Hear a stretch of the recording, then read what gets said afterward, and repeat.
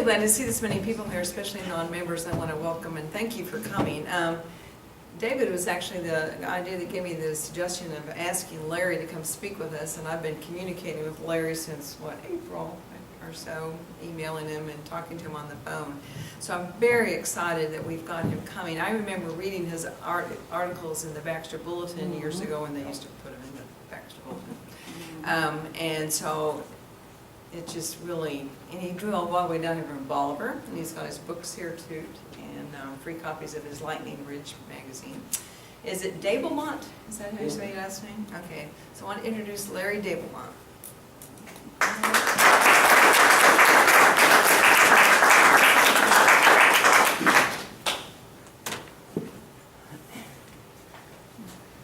But you told me there's going to be refreshments.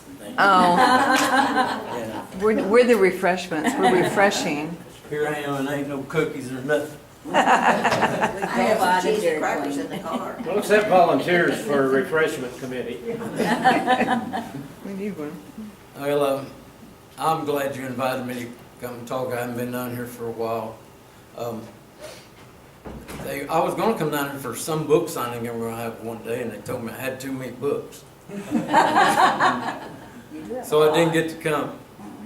But no, I guess 20-some years ago, I come down here with my Uncle Norton and talked quite often. He was a World War II veteran, and I wrote a book about him, and I have all my books here tonight, but this one is especially, people especially enjoy this book. Marge Banger's here tonight, lady back on the back row. She went with my Uncle Norton and I, and lots of people. We'd take float trips up in Missouri, day-long interpretive float trips, because I was a naturalist for the National Park Service once, and I loved to do that kind of thing. And Norton would go along, and I remember he was talking to Marge one day, and we always took these trips in the fall, and he said, "Y'all know how to keep these night crawlers from freezing if you fish with them in the wintertime?" And everybody said, "No, how do you keep them from freezing?" He said, "You just put them in your mouth like this." And I think everybody wanted to go home by that time. No, I always come to these places because it gives me an opportunity to sell books, and every book author loves the idea of doing that. I'm really not a writer. I'm a naturalist that took up writing. I don't know a thing about it, how to do it. I got kicked out of a journalism class at University of Missouri. A teacher up there, I wrote a couple articles for him. He gave me a D, and I sold them to a magazine down in Texas. He kicked me out of class. But anyway, he told me that day, he said, "You know, this is the prestigious school of journalism at University of Missouri where some very great writers have come from, like Tennessee Williams." And I said, do you mean Tennessee Ernie Ford by any chance?" And I didn't ever really make very good grades at anything, but journalism was the one thing I made the worst grade at. And so I wrote these books just for spite. But no, I spoke the other day to a church, and the preacher said, "Larry has got a million seller." And I had to apologize to everybody. I said, "No, I told him I had $1 million in the cellar." I'll tell you about them later, but I'm going to put this lady in charge of, before I get through talking, there's a few things I want to talk about, and I'll forget it. Okay. One of them is I want to talk about a historic bridge called the Ball Bridge. You remind me of that. Okay. And there were two other things, and I've forgotten what they were. But We'll get no, Remind him of it. I grew up in Texas County, but I spent a lot of time in Arkansas because and how many of you have heard me speak before? Oh no. I'm liable to tell some story you already heard and tell it different, but there's a lot of ways, a lot of different ways to tell the truth. And so, but I grew up there in a pool hall. My father owned a pool hall. When I was about 11 years old, I started working in there, and it was just a great time. And those old men, I've written so much about them and talked so much about them, but they give me an education.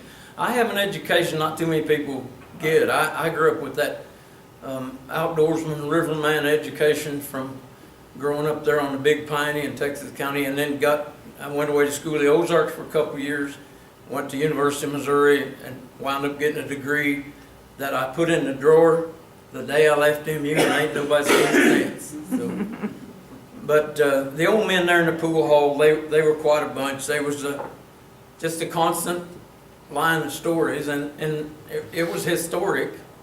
And history to me is so interesting now. It wasn't when I was a kid, you know. I didn't want anything to do with it or anything else like English or arithmetic or anything. But history is just so fantastic now, thinking about those old men that I grew up with, that I sat there on the front bench of that pool hall with World War I veterans who talked about being in the war, men who had been wounded in World War I. My grandfather himself, World War I veteran. I thought nothing of it, you know. I was more interested in having them tell me about fishing stories. And I remember back in those days going in there after school and working. I was 11. My grandpa would work till after school, then he'd go home. My dad worked at a shoe factory, and the idea was I'd just work an hour or so, and then Dad would come home, and he'd take over, and I'd go home. And the only thing that was home was my mom and two sisters, and I never did know why Dad even wanted to go home, to tell you the truth. But I didn't want to. And I got to where I'd stay later and later and later, and I'd sit there and listen to those front bench regulars and throw in my own 2 cents worth. And some of the most hilarious things happened down there at that pool hall. I remember the term naturalist being brought up when I was probably 12, 13. On weekends, I would go guide float fishermen in the spring and fall, especially on the Piney River. We had old wooden john boats my father'd make. I know how to make wooden john boats. That's historic. I don't think it has nothing to do with genealogy, does it? My genealogy amounts to my grandfather came over from France because his mother wanted him to be a priest, so he stowed away on a ship when he was about 13, came to Canada, grew up, kind of grew to maturity up there as a riverman, and not my grandfather, my great-grandfather, and his name was Dablemont. Dablemont was spelled with more letters back then. It meant dweller of the mountains, and he married a Cree Indian woman. So I am French and Indian, you know, which is a really bad thing to be. and I ain't gonna get into that, but it is a bad thing to be. My mother, it was Scotch-Irish, and that's a bad thing to be. And so I am 1/3 Indian, 1/3 French, and 1/3 Scotch-Irish, which it comes about 110% is what it comes to. But we got this business going back home. If any of you will send me a lock of your hair and $40, I'll send you back a complete description of where your ancestor came from. That's a pretty good thing going for them people. I seen it on TV and I thought, boy, I could do that. But these guys at the pool hall, these old men, old Bill and old Jim and that bunch of them, they start talking about naturalists. And that's actually what I've been all my life. And I'll explain all this as we go along. But I knew nothing about what a naturalist was, and they were talking about a bunch down at Willow Springs that were nudists. They were running around no clothes on, and everybody in that front bench wanted to go down there. And they were calling them naturalists. Naturalists this, and boy, let's go down and see the naturalists down at Willow Springs on Bryant Creek, I think it was. I wanted to go so bad. Because I had never seen anybody that was naked, ever. But I didn't get to. But I just kept that term naturalist in my mind, you know. And then this old boy, I was about 13, this old boy from University of Missouri, a Columbia, Missouri professor came down with a wife that's probably 10 years younger than he was. And she had long blonde hair, and boy was she pretty. And I was, you know, you get to be about 13, you notice all of a sudden what you never noticed before. And I noticed she was beautiful. And she sat on the bench right in front of me where I'd paddle that old John boat, and she was on the seat right in front of me. He was up front fishing. And as we went down the river, I got to telling her about the muskrats and the sycamores and the wood ducks and the bullfrogs and all these different things. And this guy up in the front of the boat says, "Larry, you should come to the University of Missouri someday and study to become a naturalist." I thought, boy, I kind of like that. And then he said, my wife is something of a naturalist. And I thought, boy, this is going to be the greatest float trip I ever took in my life. There were stories got told in that pool hall that I still recall. One of them old guys talking about his nephew that loved to hunt fish, loved to catch bullfrogs and hunt and fish. And he went to the city one time and went to one of them nightclubs and met this woman and married her that loved partying, and she didn't like the outdoors so much, but he brought her back to the Ozarks, and she loved to go to those honky tonks. We had two of them up there in Texas County, Blue Moon and Sleepy Hollow. And she loved to go to them things, and he didn't. She just loved that Hank Williams music, and he didn't. Loved to take a nip or two, and he didn't. So one night he went down to Bull Shoals, put his boat in and paddled, and not Bull Shoals, went down to Dog's Bluff and paddled up river to catch some frogs and stuff. And he come back about midnight, and his pickup was sitting there with a flat tire.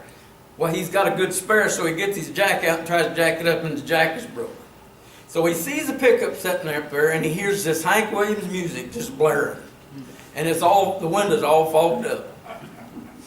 And so he goes up there and he taps on the window, and the guy rolls the window down a little. He says, "Sir, could I just borrow a jack? I hate to disturb you, but I need a jack in the worst way." And the guy says, "Tell you what," he said, "I got a good one, but I'm about tired of this Hank Williams music. And if my wife finds out I'm here with this young lady, I'm going to be in trouble. Won't you just get in here and spell me, and I'll go down there and fix your flat, boy." He said, "That's a pretty good idea." So he goes down there and he starts fixing this fellow's this guy's flat for him, and the guy gets in the front seat of the pickup, and over the blare of this music and the fogged up windows, he can't see much, but a sheriff's deputy pulls up, gets out, knocks on the window. He rolls the window down. The deputy said, "Sir, we don't allow this kind of thing happening down here. This is kind of a little public park that's along the river, and this is not a good thing." And the guy says, I'm sorry, Sheriff. I was just sitting here, my wife and I trying to revive our old memories from when we were young." And the deputy said, "Well, I'm sorry." He said, "I didn't know that was your wife." And the guy says, "Until you shine that light in here, I didn't know it either." That happened on the Big Piney. And I don't tell off-color stories, but it's going to scare you to death when you first hear this. But there was this old boy up in Texas County, and this was, I think, a little before I was born. They told me about him. His wife, he got married to a beautiful lady, and they had a little red-headed baby, just as pretty as she could be. And he just, his wife was just, they just was crazy about each other. And his wife came down with something pretty bad, and whenever the little girl was 3-4 years old, she passed away. But before she did, she told him, she said, "You got to raise this little girl without a mother." She said that she gave him all these instructions, and one thing she wrote down at the top of the list is, make her drink her milk. Make her drink her milk. Make her be healthy. Make her eat healthy. But most of all, make her drink milk. And this little girl, by the time she's 5 years old, she's real tall and skinny as a rail with long red hair. And she will not eat healthy, and she won't drink her milk. And so there was an old boy come down from St. Louis, and he met this fellow. He said, "Listen, you're gonna have to find yourself a wife to raise this little girl. And she ain't gonna make it without a mother. She's just not doing well." And he said, "What you need to do is come up to St. Louis." He said, "The women are plentiful up there. They're all over the place. Said, I get you a blonde, a brunette, redhead, you name it. I'll get you a woman to come back down here, and you can marry her and be mother of this little child." And he hummed and hawed, and finally he called him and said, "I give up. It's all, I can't handle this no more. I'm gonna come up here next week, get me a motel room, and I want to meet a woman." And so it all got lined up. He went up, got him a motel room, brought his little girl, this tall, skinny, red-headed little girl, as skinny as a rail. And the guy, his buddy says, hey, want to go out with me tonight and we'll meet some women? He said, no, I want you to bring one to the motel because I got my little girl here. He says, I want one that's 6'3" with long red hair and weighs about 105 pounds. Oh, my. And this guy says, I can't find a woman 6'3" weighs 105 pounds. He said, well, you told me you'd get in any woman. So he goes out and calls him back on the phone in the motel. Tells him, all right, I found one. She's not 6'3", she's 6'2", and she probably weighs 110. But got long red hair. A beautiful woman. And so he brings her over that night, and then he leaves, and they talk a little bit, and the fellow says, tell you what I want you to do. He said, I want you to take off your clothes here in the living room. And she's getting paid to meet this guy, so she goes and takes off her clothes, stands there in her underwear, and he calls his little girl in there. Honey, come in here right now, hurry, come on in here. And she comes in and she said, what do you want, Daddy? What do you want, Daddy? And he said, you see this lady? That's what you're going to look like if you don't drink your milk.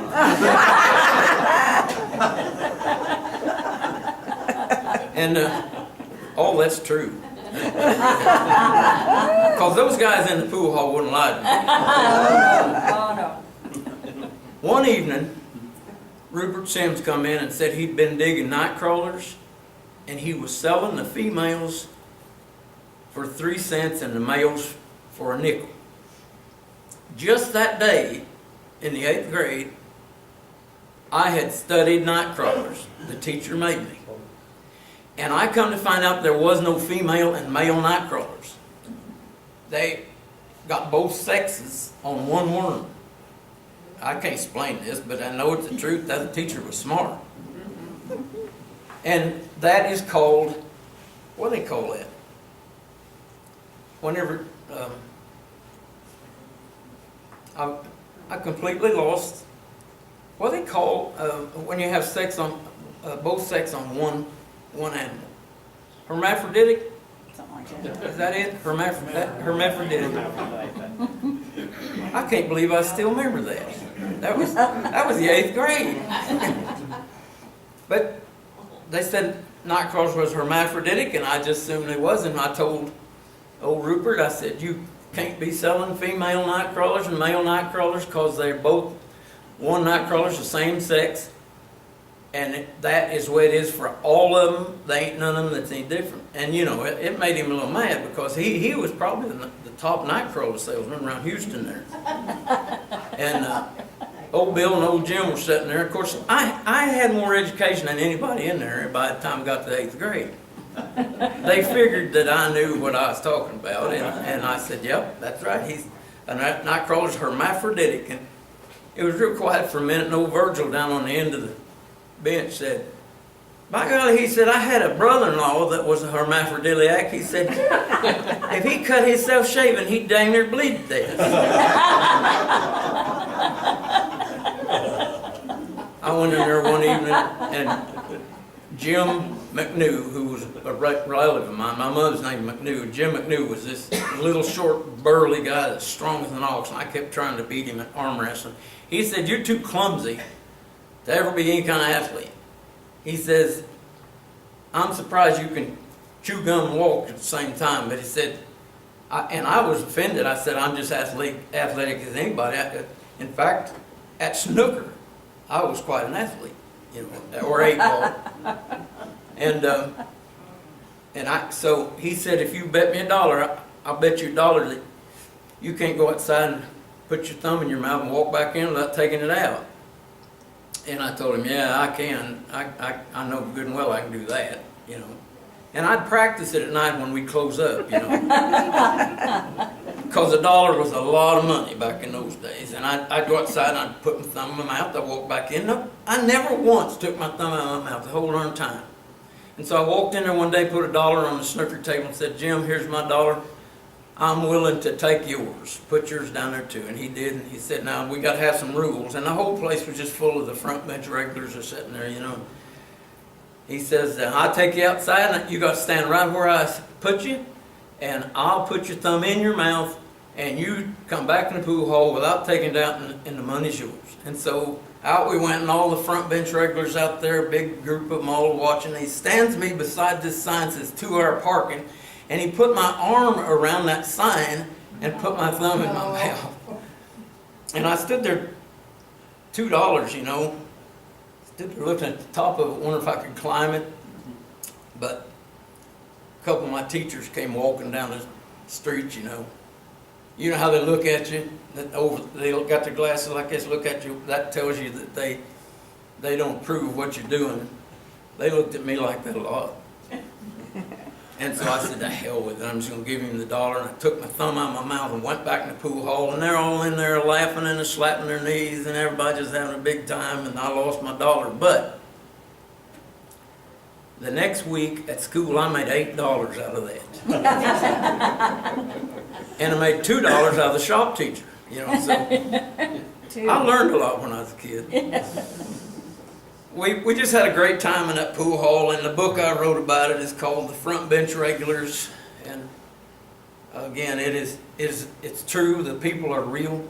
There are no made up names, they're all real. And some of the stuff went on in there, it was just unbelievable. I got out of school, out of high school, and I wrote a book called The Prince of Point Lookout, because for 2 years I went to School of the Ozarks College, where you worked your way through. This book, if the Front Bench Regulars was ridiculous, this was even worse. It was a miracle that I got into college. Believe it or not, I think there was like 200 and some freshmen at School of the Ozarks in 1965, and I was the last one. I know that because they put me on a waiting list and said that they wouldn't accept me. And I was, a week or so later, a guy named Dave Timmons, who was the registrar, called and said, listen, we got 5 kids quit, and you were 5th on the waiting list. Think about that. I was 5th on the waiting list, and I got into School of the Ozarks that way. And then this book tells all about, my roommate was a musician that has become well known over the Ozarks named Woody Snow. And many of you may have heard him on Springfield stations, but his real name was Jay Johnson, and boy, did we ever have a ball. And then they told me there that I'd have to go on to University of Missouri to study to become a naturalist, and I thought about that professor in that John boat that day. But now I knew what it was, you know. And so somehow they got me into University of Missouri, and I'm still making a 2.3 average, 2.2 sometime. But I get up there at the University of Missouri, and one summer they say the Park Service is hiring naturalists to work in various parks, and they sent me to Table Rock State Park to work as a naturalist, fully clothed naturalist. Well, not all the time. I mean, we did our share of skinny dipping down there in Table Rock. But anyway, I remembered the last things. They gave those old timers at the pool hall gave me advice. One of them told me, he said, son, one of these days you're going to get married. He said, find you an ugly woman. If you're going to get married, marry, because if she runs off, you ain't going to care so much. He said, another thing to consider is ugly women get invited to run off a lot less than real pretty ones. But old Bill and old Jim both told me, said, if you just marry the prettiest woman you find who is not smarter than you, be sure she ain't smarter than you. Because you don't want a woman smarter than you. You want a woman that's beautiful, but a little bit on the dumb side, because you ain't that smart. You know? And so these people came down from the city, and they had this beautiful girl with them. And we had a contest going on, me and some of the other guys that worked there. I'm the naturalist, but there's some other young men who work in there too, and we had a contest that put some money in the pot, and whoever dates the girls from the most different states, you know, you get the money. And the guy up at the booth told me, he was in on it with me, and he said there's a girl, really nice looking girl here from Florida. Hot dog, give me the campsite number, give it to me. I went up and meet him and talked to him, and I look in it, that nitwit had, on the back it said Florissant Community College, and he thought that Florissant meant Florida. This girl's from a suburb called Florissant. Well, she goes on a hike with me, and she's real quiet. Now that's worth something to you, because by that time I talk quite a bit, and it was nice to have somebody to listen. They won't listen no more, my kids. But it was nice at that time to be able to, and so I took her to School of the Ozarks, because it don't cost nothing to go over and tour School of the Ozarks. I took her over there on a date. She really liked that. I took her to the fish hatchery and only had to pay a quarter for fish food. Got by pretty cheap for a couple of dates, and I finally figured, I ought to take her somewhere. So we go to the drive-in. Went and had a hamburger and went to the drive-in, sitting there watching. Now, I had a 56 Chevy. Here's what I did when I was a kid. I would go to Roy Fisher's junkyard and pay $50 for a good car that run, and they usually get about 100 miles to the quart of oil. And I had this 56 Chevy, and I never thought I'd have a date, so I had put a wood console in the front right there, where you know what a console is. Well, I just made my own, being poor. And so I took her to the drive-in, and we was sitting there watching this drive-in, and I was thinking, boy, she is pretty. This girl's pretty. And I was remembering old Bill and old Jim telling me, find a girl that's real pretty, but not too smart. And so I said, Gloria Jean, would you like to get in the back seat?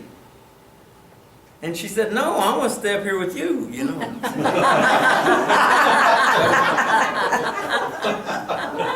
I knew right then I had found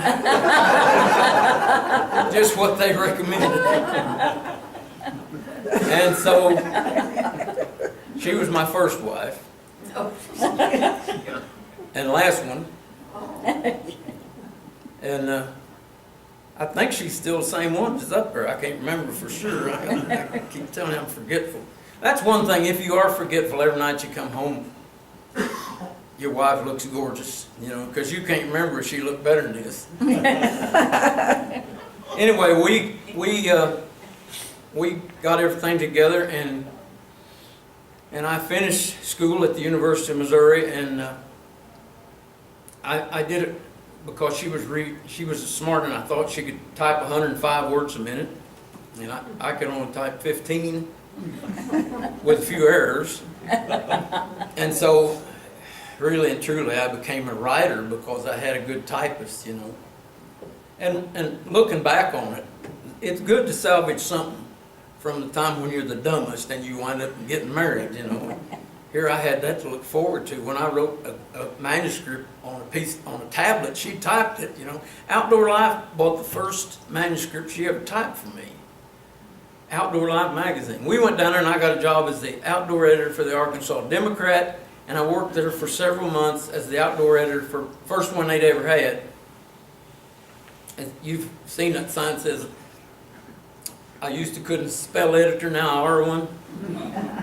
That's kind of the way it was with me. And after about 6 months, the State Park Service started looking for the very first naturalist they'd ever hired. And I think I'm 22 at the time, I'm not sure. But I go over there and I meet the director, a young man from Texas named Buddy Searles. He says, you got any experience as being a naturalist? And I said, yeah, I was a naturalist for the state park system in Missouri down there. And of course, I was a naturalist with that bunch down there at Willow Springs.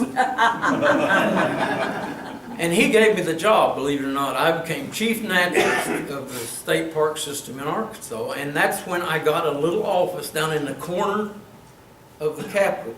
Now, I lived about 35 miles north of Little Rock because I ain't moving in no city. There's a little community called Gravel Ridge, and we lived up there around Gravel Ridge, and I'd have to drive to work and back. And down there in that corner office in the bottom of the Capitol building, I swear to gosh, a mail room across from it, and who do you think came down there to mail stuff but the Attorney General's wife? You know who the Attorney General was? Guess. Bill Clinton himself. His wife would come into my office and look at birds we were mounting for different displays around it. And I'd try to get out in the parks as much as I could. I love those parks, and I love being a naturalist and talking to people. And telling them about nature and about conservation, trying to educate young people to what we need to do to preserve the wild and beautiful places we have in the Ozarks. And so Marge, thanks for coming. I'm looking forward to seeing you again. And so as I worked down there as a naturalist, and she would come down and look at all this stuff, and she told me, she said, you really know more about Arkansas Gazette, Democrat Gazette, or whatever. But there were two of them back then, the Democrat, and then the Gazette was their competition. And pretty soon the Gazette contacted me and asked me if I'd write a column for them, so I wrote a column for them. And we moved to Harrison, and because I wanted to get in on it, went from a state park to a national park, and I wanted to get in on that. I wanted to be a naturalist at the Buffalo River, and so I applied and got the job as a naturalist at a place called Buffalo Point. If you ever go to Buffalo Point, all the trails up there are trails that I built with the young men who worked for me. If you ever go on a trail at Buffalo Point, you're walking a trail that I laid out and built with those young men. And I'm proud of that, but nobody knows it. But it was a great time up there, and then when it became a national park, I went to work for them, and just absolutely loved the job. Got to work a lot with kids, and I always really enjoyed that, and I got to teach nature to people, tell them everything, and I studied as hard as I could, learned as much as I could. I had a degree in wildlife management, and that really helped me. And I never really quit. I eventually quit working for them, because you work for the government very long, folks, and you ain't going to last very long if you have any independence to you, any real intelligence, and you don't travel in a herd of cattle. You can't work for the government.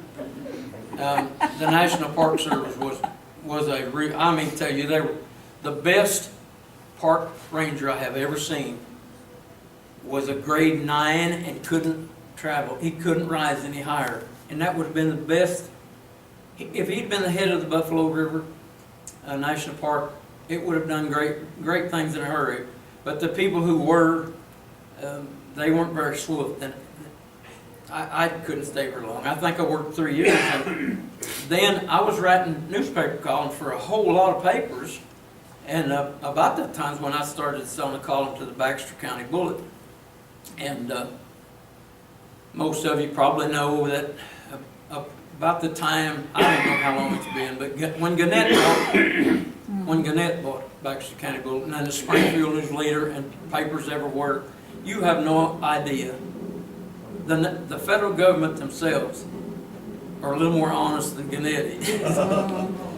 And they told everybody I retired, but the truth of the matter was they was having to pay me. Gannett don't like paying people, and one of the first things Gannett told me whenever they bought the Springfield paper, I was writing for Springfield too. The first thing they told me was, you can't put the word God in your column, not for us. You write all you want to, but you can't criticize anybody, especially the Conservation Department. Don't say anything Johnny Morris wouldn't like, and don't use the word God in the column. And so I quit and decided I wasn't going to write anymore. And then I remember seeing somewhere where somebody said, if one door closes, another one opens, you better keep your head up or you won't see it happen.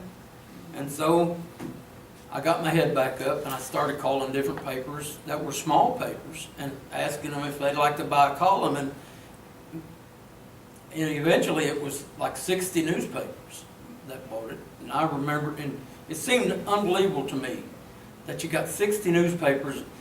A little paper don't pay as much, a big paper pays more, but you got 60 different checks coming in every month, and you write a column that takes 1 hour to do, you know. And I started really feeling guilty about that. Because getting rich is just something that ain't in my, you know, I always decided that being rich made you dishonest.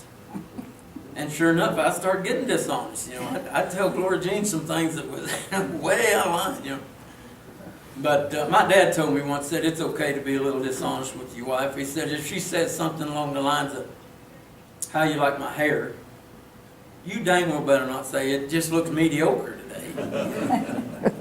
So what you got to do is you got to lie. But Dad had taught me 3 things. Don't lie, don't cheat, don't steal. Don't lie, don't cheat, don't steal. And we were floating the river with a trolling motor that he had bought from old Bill in the pool hall. This was when I was about 14. And boy, it was so nice to have a trolling motor, because if you got your limit of ducks in the winter, it's cold and you want to get down there in a hurry. So hook the trolling motor up and off you go. And he gave $20 for it, I know. And he told Mom he borrowed it. And I told Dad, I said, Dad, you lied to Mom. You told me don't lie, and you lied to Mom. And he sat there smoking his pipe on that log while we was waiting for our sandwiches to get hot on the forked stick.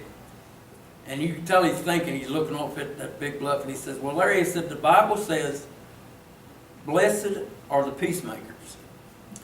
He said, if I go home and tell your mother that I gave $20 for that trolling motor, there ain't going to be no peace around our place for a long time. So we had a great life when I was a kid. I just loved my dad. He was those old men in the pool hall, and the men I grew up around made me what I am, good or bad. And God eventually told me one time when I was feeling sorry for myself to not be ashamed of what He had made me, and to not be proud of what He had made me, but to just live my life doing the best I can as I have made you. And I didn't hear that in a burning bush or anything, but I heard that voice. I was out on the lake one winter day. I was getting driftwood on Bull Shoal. Again, there's a lot of ways in this world to make money. If you're a writer and you got a couple little kids, I'd go out there and there's $1 million on Bull Shoals today. Dead cedar. I'm talking about those cedar logs. You go out there and run around and look up at those cedar logs. You know what those things are worth? I've been selling a few of them, I know. We go up to Truman. I was renovating an old house. I had a buddy up there who was real good at it. We went down to Truman Lake and we got a bunch of those. They've been dead for 60 years. They don't care if you get dead stuff, can't get life. We sliced those things up on a bandsaw and used them inside that old house. The most beautiful wood I have ever seen in my life. And he called some old boy and he said, my gosh, if you can bring me those in 7-foot logs, I'll give you $12, $15 a piece for them. There's $1 million left on Bull Shoals Lake. Now, that's between me and you. Don't go tell nobody, because I may still get all of it. But truthfully, when I was a kid, on those weekends that I would guide float fishermen, I'd make $50 an hour, 50 cents an hour. Make 50 cents an hour, and they give me a tip, sometimes $5 or so. Usually people that go were rich people. But they caught fish when they went to me, because Dad had taught me how to find fish. And I'd go over to golf course, and I'd hunt golf balls in my spare time, and I'd go back and sell them for a quarter apiece. And you had to do that because we were really poor. Not many people grow up that poor. And I probably should not admit this, but I have always had the thing for the writings of Mark Twain. He's one of my idols. I wish I had been born back in that day, because there wasn't that many writers, and I could have been a success. And nowadays, this writer's every darn place, But I noted that Mark Twain, the night he was born, Halley's Comet went around the earth. The night he died, Halley's Comet went around the earth again. Now I'll tell you that this is uncanny. This is going to run chills up and down your spine. The night I was born in a little farmhouse in Texas County, we were poor. And there was a storm come through. A bad storm. When I was born, a bolt of lightning hit that farmhouse, killed 3 chickens in the other bedroom.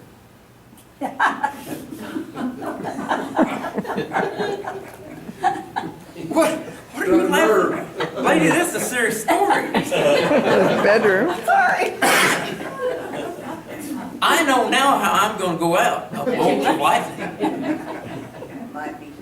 If it comes up, if I'm on the river and it comes up a storm, I'll hunt for groundhog hole, cave, or whatever.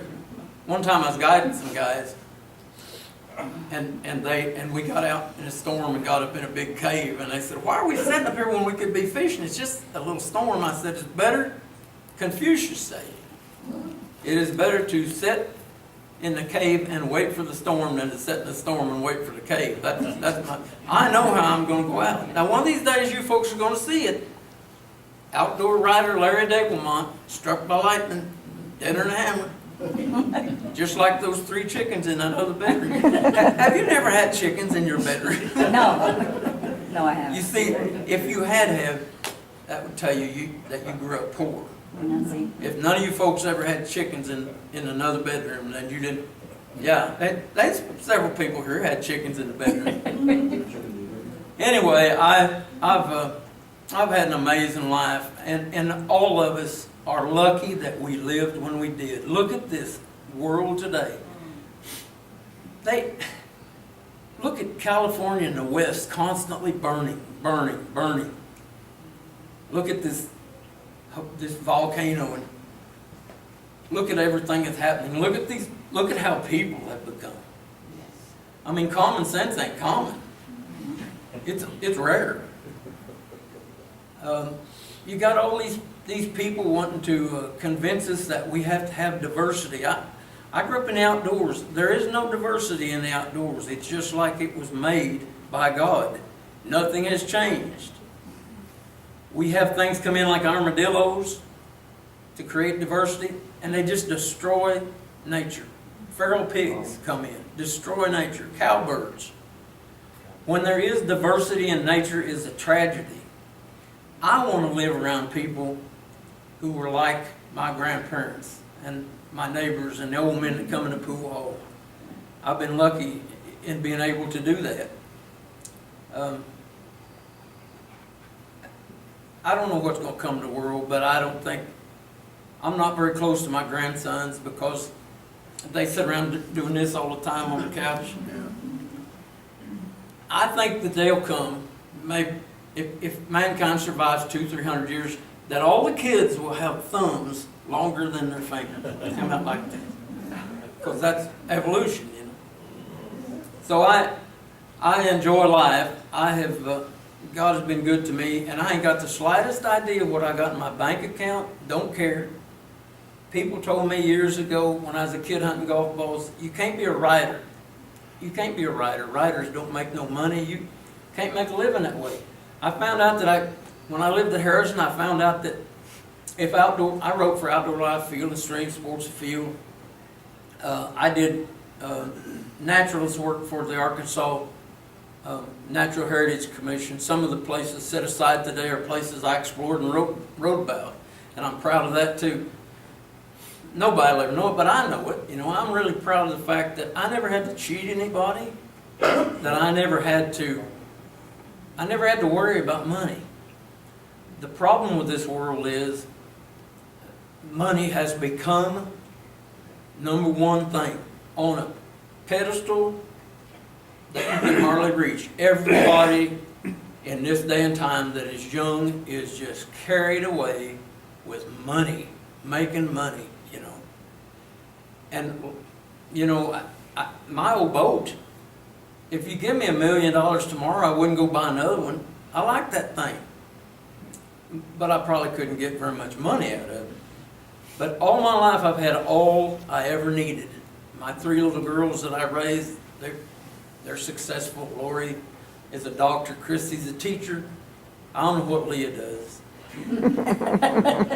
Sometimes I'm scared to ask her. She works for this company called Wide Orbit. And that sounds bad to me, but she said, "Dad, you couldn't understand it. It's computer stuff." I said, "No, I don't want to know anything about it. I can't operate a computer much." I still have, who was that girl I said I married? Lori Jean. Yeah, I still got her to take care of the computer stuff. But I have been fortunate to acquire a place up there on a little creek called Panther Creek, and we have turned it into a youth retreat where kids can come. Tomorrow, I got to get out there and get to work. We got 2 little cabins. We got us a lodge, and we got 24 kids coming tomorrow from Owensville, Missouri. Then we got a bunch coming from Illinois. You know what it's going to cost them? Not one penny. We got canoes for them. We got a shooting range. I got a pool table. I make a little money off the pool table. Every now and then some kid's got a buck, you know, and thinks he can beat me. No, it's just great. It's just wonderful. And any time that any of you folks are up in that part of the country and you would like to stay at a beautiful little peaceful cabin where you'll think that all the civilization has gone, you come up and stay at my place. Free. It's hard to believe that, isn't it? As somebody the other day said, man, you're crazy. You can make a fortune out of this place.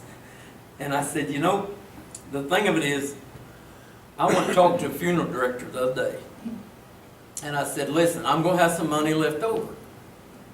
I said, when I die, I want it put in my coffin with me. He said, if you do that, people are going to dig up your coffin, take the money. He said, just let me write you a check. So I got all this plan. I'm going to write the funeral director a check, and he's going to keep the money for me. See, I'm going to have it all with me right there. No, I get so sick of watching TV and seeing. I thought, well, I'm going to give everything to St. Jude's Hospital. Danny Thomas, I think he was wonderful. And I'd like to give everything I got to St. Jude's Hospital. And they talk about $19 a month, you know. You stop and think about how, if all of us give $19 a month, we couldn't even pay for one of those commercials. I don't want my money going to a television commercial. I want it to go somewhere to help people. And that's why I got this little ranch up there. I'm losing a bunch of money on it every year, but I'm just so happy to do it because it gives me a feeling like that I'm worth something, that I've done something of some value. And I'm serious. If any folks would like to come up and see it sometime, it's got everything you need. We got a real nice rock path out to the outhouse. And I'm just kidding about that. It's got bathrooms and showers. But it's so much, it's so enjoyable to be able to see those kids. And my message to them, I don't talk to them about drugs and alcohol because I know the counselors will do that. I talk to them about God gave you a gift. Now you may know what it is right now, and you may not. But someday you're going to know what it is. I knew when I was in the first grade what I was going to do for a living. It's a good thing I can write because I don't know how to do nothing else. You know, I not only couldn't change a spark plug, I can't tell you where they're at. And so it's a good thing that I had that ability to write, you know. And so I talk to those little kids like that. I say, you got a gift. Every human being's got a gift. You know, there's people that do things when they're 80 years old that use a gift that makes a difference in lives. And that's what we're living for. Make a difference in lives. Make Christianity simple. Don't give me no stuff about Christianity. It's simple. Jesus said, think of the other person first. Think of yourself last and believe in me. Now that's about as simple as you can get. You know, if you spend your day thinking, how can I do something today to help somebody? That's Christianity at its best. And of course, I'm something to be talking about Christianity. I'll fall short worse than anybody. I got a list of people I want to get revenge on.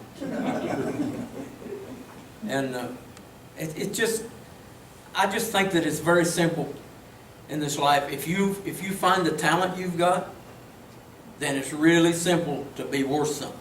Maybe not worth a lot. It brings back, and I'll shut up with this. I talked too long. I think you want to talk about a historic bridge. Yeah, I'm going to talk. What bridge was that? You didn't tell me. I didn't give you the name? Yeah. Oh, shoot. I want to tell you this story Ball Bridge. before I get into that. I want to tell you this story about a guy named, I can't remember his name now. But he was a preacher.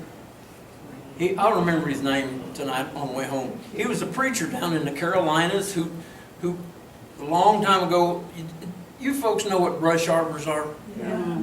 Yeah, I'm sure most of you do. Young people don't know what you're talking about, but he would set up these brush arbors. And he set one up at this guy's place in North Carolina and have a revival all week long. And this guy had this kid that was about 18 years old. It was just agonizes him to pieces, just constantly bothering him and giving him trouble. And this poor old preacher tried his best, and he couldn't save nobody. But at the end of the week, this 18-year-old kid come up and said, "I'm sorry for what I've been doing." He said, "I have been listening." He says, "I think you got some good ideas." He said, "This Christianity stuff, I want to be one." And so together, the two of them knelt down there, and this young man prayed with him, and he became a Christian. And I remember the name of the young man, but this preacher thought he was a failure. My life's a failure. I ain't done nothing. I ain't saved hardly nobody. You know who that young man was? Now, this is a true story. His name was Billy Graham. So when that old preacher got to heaven, you imagine how surprised he was when they told him, "You know what you did? You made life better for millions of Americans because you convinced a worthless kid to use the talent God gave him." And he did. I hope somehow, some way, some little kid or some grown-up or somebody someday will say, "You know, I'm glad I knew Larry Dablemont because he made a difference in my life." But even if they don't, it's all right because I have tried. And I'm sure all of you folks have tried too.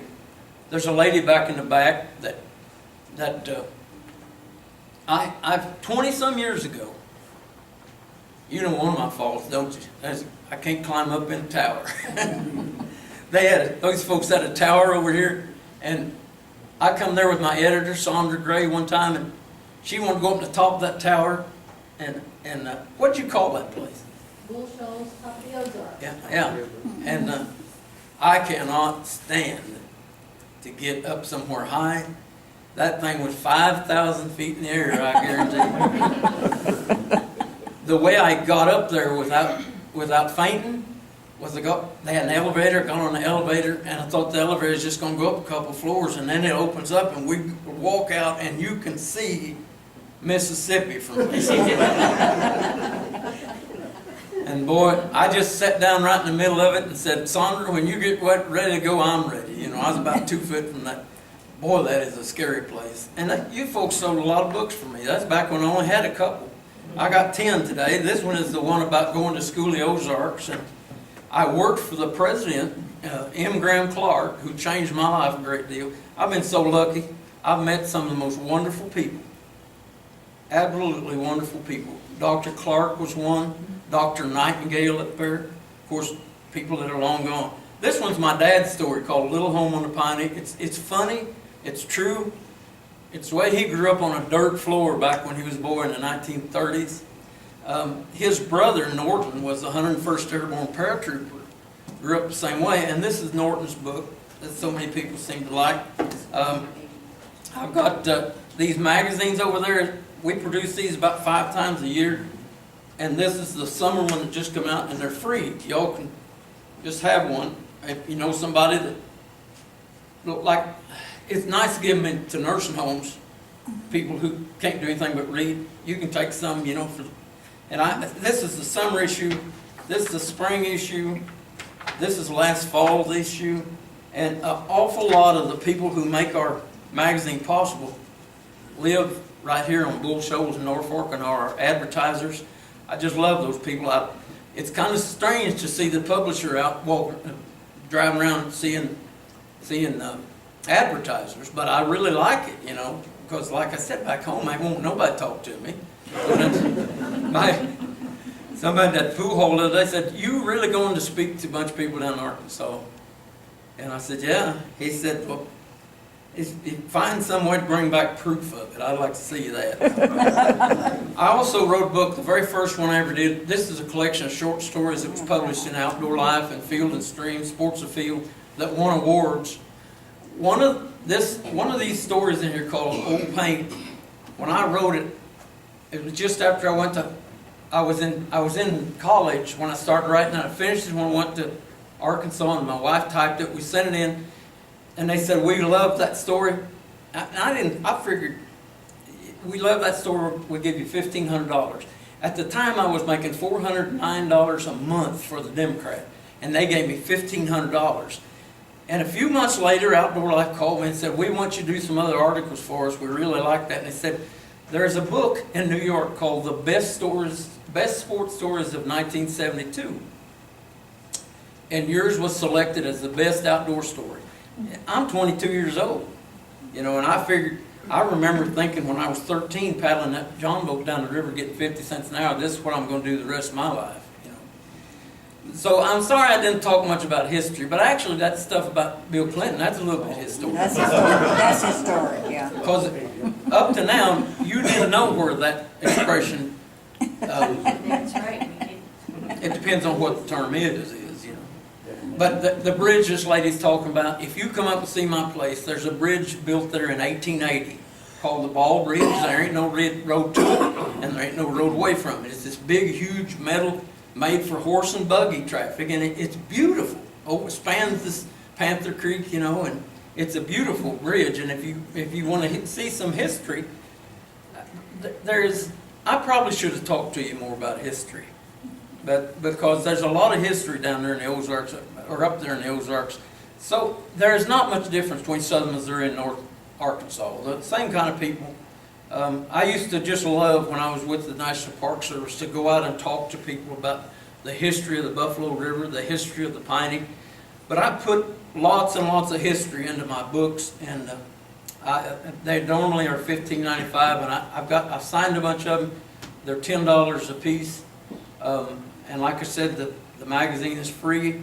I don't generally have to sell a whole lot of books to break even. But gas prices have gone up, so I have calculated I got to sell 4.5 books tonight to pay for the gas. So Yeah. anyway, is there any questions at all? I'm sorry I've taken so long. When I get to talking, anybody got any questions at all about anything? Yes, sir. I just thought maybe you might want a testimonial. You and I went to University of Missouri together. We did. We were in the wild. No, stop. Oh, I'll give you some money or whatever. Don't tell us. And I was one of those that told you couldn't write your name. He knew what he was going to do, and he did it. And what he said, there wasn't anybody else in the class believed him either. And another thing is, I'm from Florissant. And my dad taught at Florissant Valley. We lived a mile from there. I graduated from Ferguson High, and I don't mention that too often either. Anyway, it's good to see you, Clayton. Yeah, and what he said about the federal government, 27 years, and you hit it right on the nail. Absolutely every word you said about that was absolutely true. If you want to ask my wife, married 52 years, and she followed me 23 moves with the federal government. Yeah, that guy that was a GS9 was doing good. The thing about going to university, my grades were terrible. You remember Dr. Campbell? He was my advisor. Mine too. Well, one Christmas, me and the boy go down on the Big Piney River to spend the whole Christmas vacation living in a little broken down cabin my grandmother was born in. And I'm take a bunch of the University of Missouri traps, live traps, and I'm going to set them in caves. I swear this is the truth, but you ain't going to believe it. I caught a pair of mice, male and female, in one of those caves that had never been found in the state of Missouri. It was an Oklahoma mouse called Peromyscus boylii. Can you believe I remember any of that? By God, I do. But and so I wrote this report, and Gloria lived in St. Louis, and so I went up before the vacation was over to visit her. They made me sleep in the basement. Her parents always never did trust me. And so I get down the basement and I have these two little mice. I photographed the rest, turned them loose. I got these two little mice in these traps. These mice are something. Peromyscus boylii, brush-tailed deer mice. They get loose. Gloria's mother hates mice almost as much as she hates me. Because Gloria was a Catholic, you see, when I met her, and she became a whatever I am, a Baptist. That's what it is. There you go. But we had just met and was getting along so good, and she got so mad at me. And one of the guys I work with says, "Why is she so mad at you?" I said, I made a joke about the Pope, you know. He said, good grief, didn't you know she was Catholic? I said, I knew she was, I didn't know he was. To continue the story, now you think now this gentleman back here knows how dumb I was when I was 17. Of course, I went away to college when I was way too young. And I remember one of those guys named Dr. Breitenbach telling me, he says, you're just like those old, you're a product of the Ozarks. You're just like those old men down there that sat on a pool hall bench with you. And I said, thank you, Dr. Breitenbach. That's the greatest thing that anybody's ever said to me.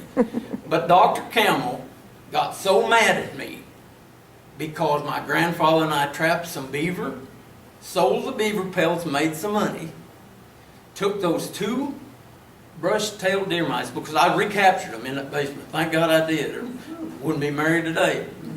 But I took them over to the St. Louis Zoo, and you know who the guy was who was creating a small mammal habitat that come out and talked to me and told me what a great thing this was and gave me $50 for them 2 mice? Marlon Perkins. He did used to be at the St. Louis. Yeah, Marlon Perkins. He's the guy that bought them from me. $50, and I made like $100 out of those beaver pelts. And Dr. Campbell was so mad at me. He couldn't stand me because I truly think he would have liked to have been doing what I was doing all the time. I just grew up on the river, and I didn't do anything else. That's all I did. I was home on the river. At University of Missouri, I was as out of place as you can possibly be. I got kicked out of one dorm because a buddy of mine I didn't take it too serious. I didn't buy books. He did, so I used his every now and then just for test. And I went in and put an alarm clock underneath his dresser way back in the back. He said, Dablemont, you're so stupid. He said, don't you think I could hear that alarm clock? And so the next night I set it back in there again and put a mousetrap in front of it. And they kicked me out of the dorm for doing that. But I learned, I didn't learn from books until I got out of college. And then I started looking at those books saying, boy, I want to know what's in there. And in the first place, at the University of Missouri, I couldn't afford books anyway, because I didn't have any money. And I worked 15 hours a week for the archaeology department up there, which is kind of interesting because I've been digging around in some caves on the Piney, and I found a piece of ivory about that big with a hole through it. They said it's the only piece of ivory ever been found in Missouri. Got to know the head archaeologist, Chapman was his name. He come down and floated the river with me. All sorts of weird things happened, but there was a pool hall right at the eastern edge of Columbia that's been made a some kind of state historic register or something. And I worked there at night, like 20 hours, and there was a bunch of little black boys came from Hickman High School, and I don't know where they got their money, but they had a lot of it, and they helped me pay my way through school because they didn't know I had grown up in a pool hall. And they would come in and we'd play a game of pool. Boy, they'd really be doing good right down to the last 2 or 3 balls, and all of a sudden I'd make them, and they'd come in the next night and say, you know, tonight we'll beat you. And so while I only worked like 30 hours a week there, I was working I would work 37 hours a week. You can't make good grades doing that. So I didn't make good grades. And I never did tell anybody that I was talented, that I was a writer, that I was a naturalist or biologist of any significance. What I have is what God gave me, and I knew it when I was a boy. I knew it in the 1st grade because, you know, I'd be out on the river somewhere all by myself, and I'd hear God telling me things, you know. And like, at first you think it's indigestion, but after a while you figure out you've been told something, and you need to do it. And I've really been blessed by God, but I'll tell you something. Anybody can take their talent when they're young and turn it into something good. If you just remember that life needs to be lived for other people. Because I remember one of those old men telling me something that I'll never forget, and it stuck with me, and I still remember it today. He said, "You know what I know that you don't?" And I said, "No. What do you know that I don't?" He said, "Well, you got more education than me, but what I know is how fast 50 years will pass, and you don't." And he said, that gives me an edge on you a little bit. And I never forgot what he said. I was talking about, boy, I can't wait till duck season. Me and Dad can go float the river. It's only 2 months away. And he said, don't wish your life away, boy. He said, there's just so many days you and your dad got. Enjoy them, slow it down, make them last as long as you can. Of course, my dad's gone now. My Uncle Norton's gone.